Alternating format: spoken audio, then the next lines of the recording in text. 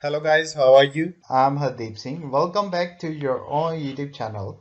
IELTS updates and recent exams. For more updates related to recent IELTS exam writing test topics, listening, reading, practice test, and speaking, you can guesswork. Please, guys, participate in everyday listening and reading practice test to achieve your desired band score in your actual IELTS exam. Please hit the like and subscribe button. Press the bell icon for the upcoming notifications. Don't forget like, subscribe and share my YouTube channel and my Facebook page, IELTS updates and recent exams. Part 1. You will hear a woman calling an accommodation agency about properties to rent. First, you have some time to look at questions 1 to 7.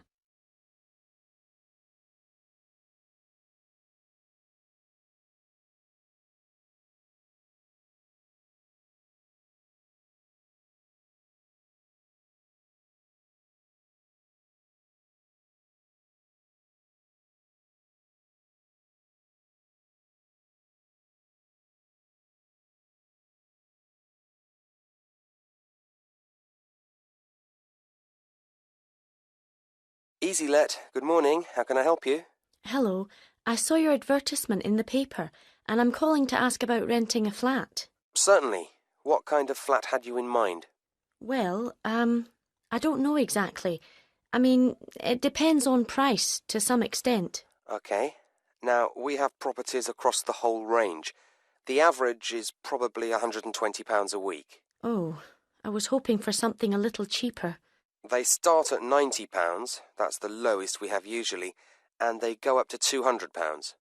I could manage the lowest figure. An important question is how long you're thinking of staying in the property. We don't do short lets. I'd want a flat for 9 months, perhaps longer. That would be fine. Our contracts are for a standard 6 months, and that can be extended. Fine. I'd need to come in and see you? Yes, our office is open from 9 a.m. to 5 p.m. I'd need to come in on Saturday. Okay, then we're here between 10 a.m. and 4 p.m. We also open on Sunday mornings until 1 p.m. Saturday is fine. If possible, I'd like to see details of some properties first. We can post you a list, or you may find it easier to look on the internet. Oh yes, I have the address here. Thank you. What else would you like to know? I wonder what I might need to buy for a flat. What's included in the rent? That depends on the flat to a certain extent, although some things are standard in all flats. For example, every flat has kitchen equipment provided for your use. Good. Does that also mean tableware, cups, glasses, plates? In some flats, but not all. OK. And bathroom towels, sheets and so on? I don't think any flats have those included. I can easily buy some. I don't suppose flats come with a TV? In fact, they all do, although they may not be the most modern models. Oh, that's fine. But it's different with the telephone. That's up to you to organise. These days, most people seem just to use their mobile phone. I can imagine. What extra charges would I get? Is heating extra? Yes, it is. But the water bill is part of the rent, so you don't have to pay for that. Right. I've noted all that.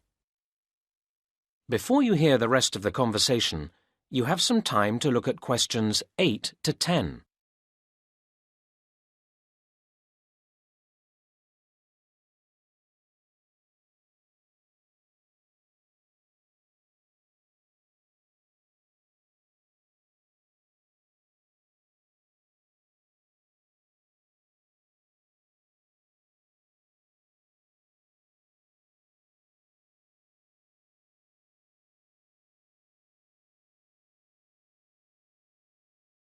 Are you looking to move into a flat soon? I hope so, yes. The thing is, we have a few flats at the moment that we'd like to get rented out by the end of the month. I see. They're all good flats, and at the price you want. There's one in Eastern Towers, one in Granby Mansions, and another in Busby Garden. All three are nice blocks of flats. Could you tell me where they are? I'm at the train station at the moment. Eastern Towers, if you're coming from the station, isn't very far. Cross over City Bridge, then go left, and where the road divides, you want the right-hand fork. You'll see Eastern Towers on the left side of the road. It's a lovely building with trees around it. That sounds nice. What about Granby Mansions? The best way to get there from the station is probably to go down River Road and then cross over Old Bridge. The road bends to the right round the park, and if you follow along, you'll find it there on the left side. That's a great location with lovely views of the park. Very nice. And you said there was one more? Busby Garden, yes. OK, from the station, cross over City Bridge, keep going through the first crossroads until you come to the second crossroads. Busby Garden will be facing you over to the right side. It's very convenient for the shops. Fine, thank you. Well, I'll see you on Saturday. That is the end of part 1. You now have half a minute to check your answers.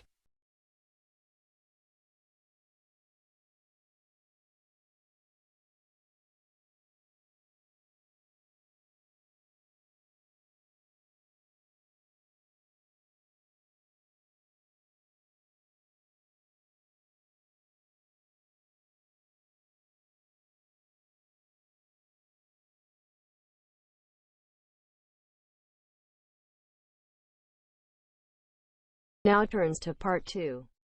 You are going to hear a talk given by Madeline.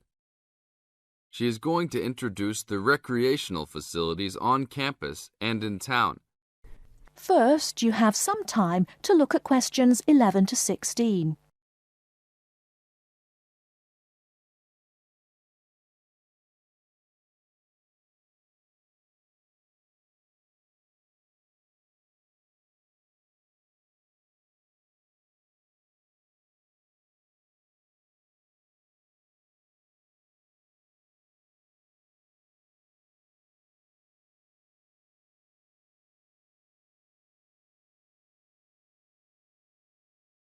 Well, good morning, everybody. My name's Madeline Stewart, and I'm here to tell you about the recreational facilities available on campus, and also to tell you something about what the town has to offer.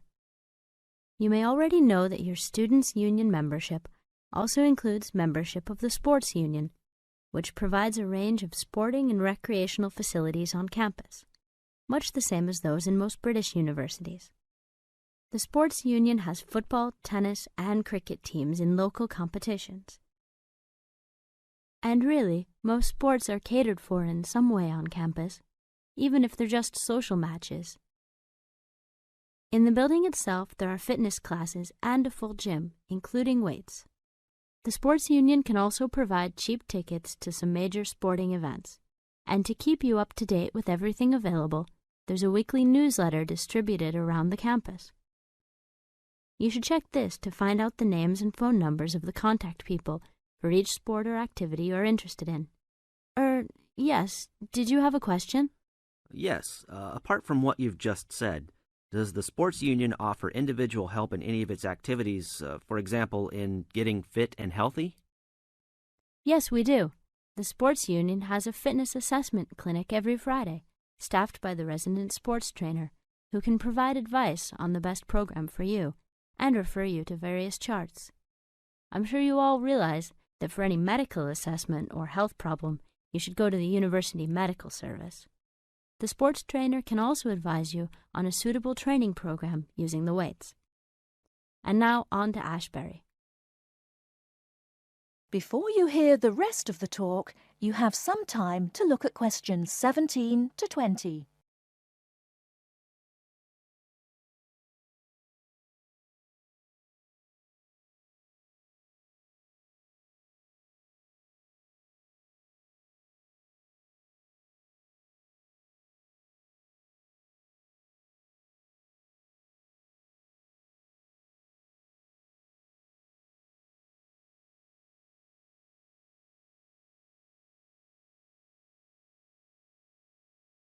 And now on to Ashbury.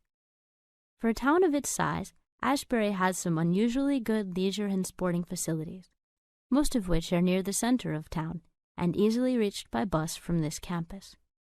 There's a new, well, almost new, Olympic-sized swimming pool. That's not quite in the central town area, but it's only a 5-minute walk from the bus stop. Above the pool, there's a high-tech fitness center that any of you more serious fitness lovers would need to check out.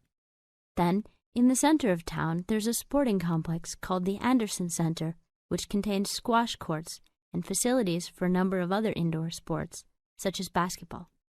And just around the corner from the Anderson Center, in the main street there, is an indoor bowling alley. All of these facilities are listed in the weekly newsletter, so I encourage you all to look through it and... That is the end of part 2. You now have half a minute to check your answers.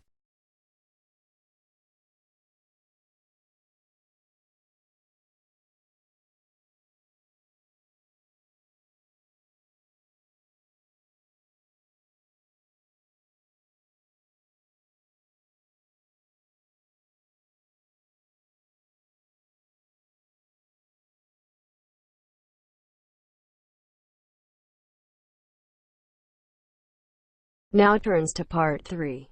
You are going to hear Dr. Joanna Robinson, the course director of a language learning centre, answering questions from reporters from the student newspaper.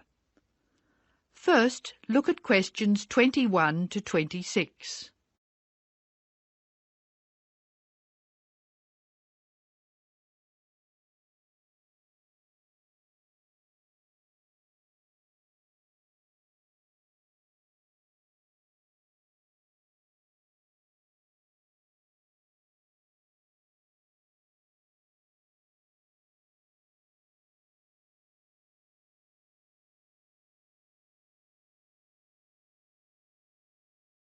Welcome to the Language Learning Center. I'm Joanne Robinson.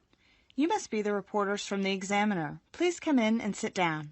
Hello, Dr. Robinson. Yes, we're from the Examiner. I'm Cheryl Perkins and this is Don Klim. May I start with a question? Did this college really start with Brazilian students? It did. The Language Learning Center was founded in 1985 to look after a group of students from Brazil who wanted to study here.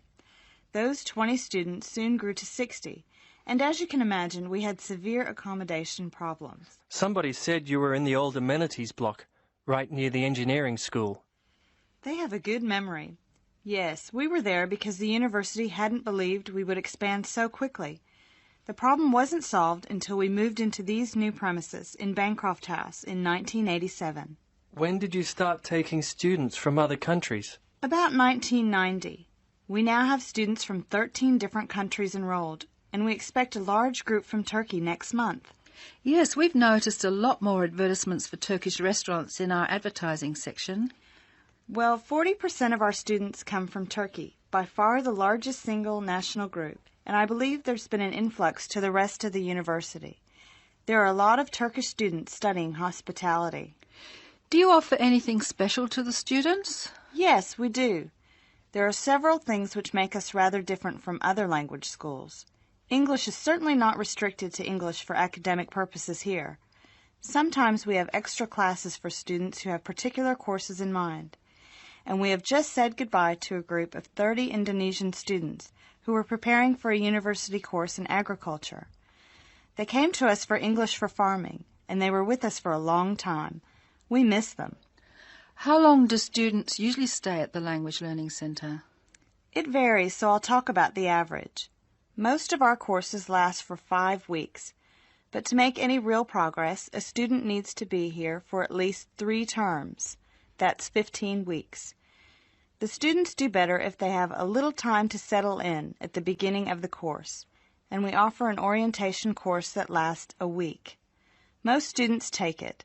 It helps them to settle down, and it gives us plenty of time to test them and place them at the right level. How many people are in each class? We sometimes go up to 18, but our average class size is 14 students, and some classes have as few as 7 participants. It depends on the needs of the group. You were saying that you miss your students when they go.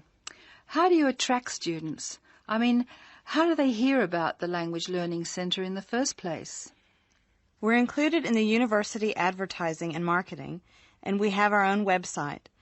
The thing which works best for us, though, is word of mouth. Students who leave us often send us their friends, In fact, a student who arrived today was carrying a photograph for me of a former student and his baby. It sounds like a nice place to be. It is. A lot of our students make lasting friendships while they're here. Before you hear the rest of the talk, you have some time to look at questions 27 to 30.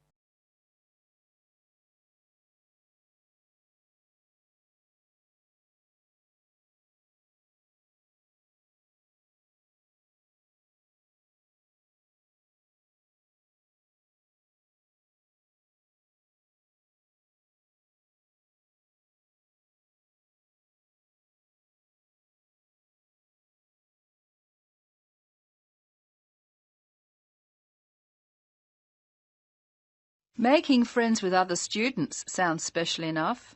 I'd like to emphasize that in the student newspaper. We do try to get our students to be part of the wider university. How do you do that? Do you encourage them to join the sports centre, for instance? Indeed we do. The Sports Center is always looking for active participants, particularly in soccer. Oh, and something else.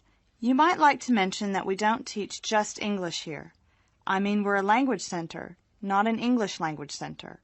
You may learn Spanish, Mandarin, and Russian here, and we can sometimes offer other languages. This means we can have some students who are native speakers of those languages as conversation partners for English-speaking students. Who can do these courses? At this stage, any native speaker of English. What about the people who are learning English? Can they do a non-English language course? At this time, only if they've almost finished their English language course. You see, we try very hard to involve students who are native speakers of English as conversation leaders, and we encourage our students to join groups on the campus. For instance, if they enjoy music, there is an active jazz group available to everyone, and that's a lot of fun. On the other hand, elementary students can't go to the drama group. Their English just isn't ready for that sort of activity. But the university choir welcomes all the singers it can find. They often do large productions that need a lot of voices. I imagine the special conversation groups are open to all your students. I wish they were. I'm sorry to say they're a special service we provide for elementary students only. Is there anything else I can tell you? I'd be really pleased if you could write about the courses we offer in foreign languages. I think our readers will be very interested in that. Thank you for your time, Dr. Robinson. Yes, thank you very much. Goodbye. Thank you for giving me the opportunity to talk about the center. It's always good to let the rest of the students at the university know what goes on in our classrooms and outside them. After all, many of our students leave us and then study for degrees in various disciplines on this campus. That is the end of part 3. You now have half a minute to check your answers.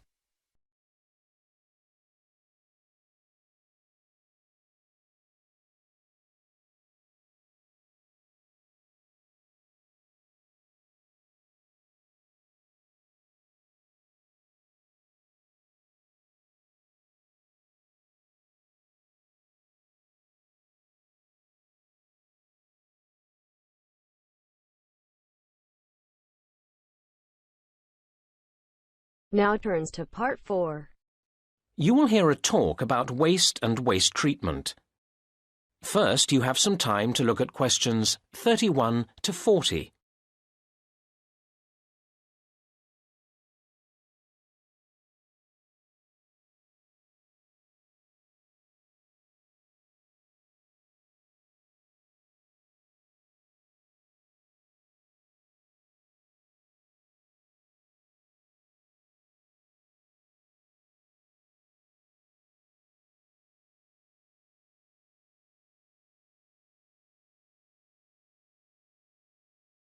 Good afternoon, everybody. Today I'll be talking about the issue of waste, which has become an immense problem in today's society. We face huge challenges in terms of reducing its creation in the first place, and then in dealing with it when it has been created. Now, the model of nature would be our ideal, a completely cyclical system in which no excess waste is generated that can't be processed by itself. However, we humans have proved, despite our apparent intelligence and ingenuity, quite incapable of achieving this. Where did it all go wrong? We have evidence that in ancient Greece and Rome, governments operated municipal waste collection, and a huge Stone Age mound was identified some years ago in Norway as waste disposal. So we can see that people have been generating waste for a very long time indeed. However, during the Dark Ages, sophisticated municipal waste processing disappeared.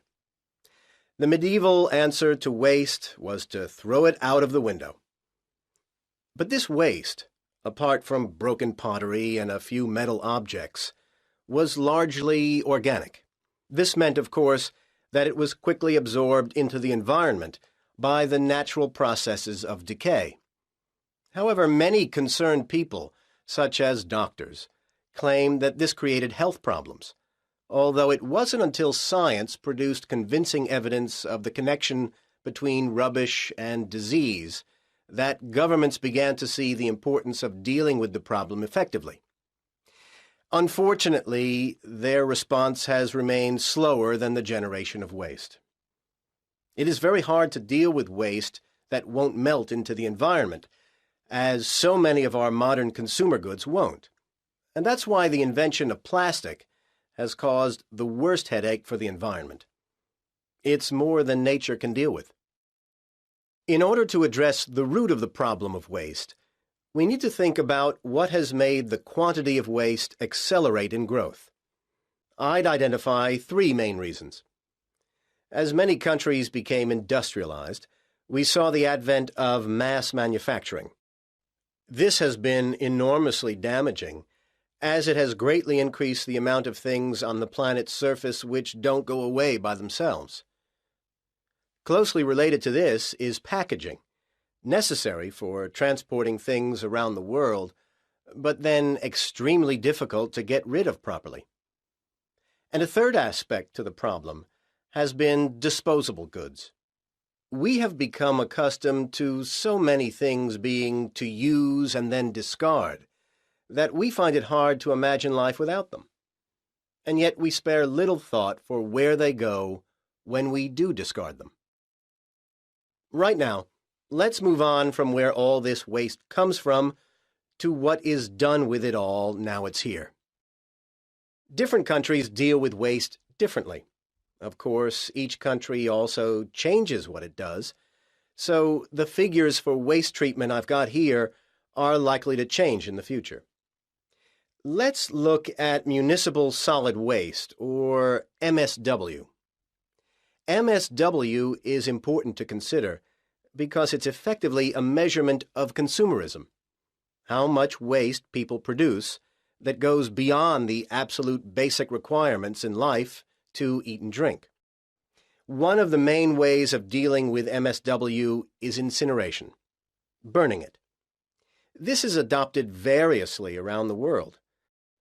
The UK burns relatively little waste, as does the US, while Denmark burns about half of all waste, and Japan uses this method for as much as 3/4.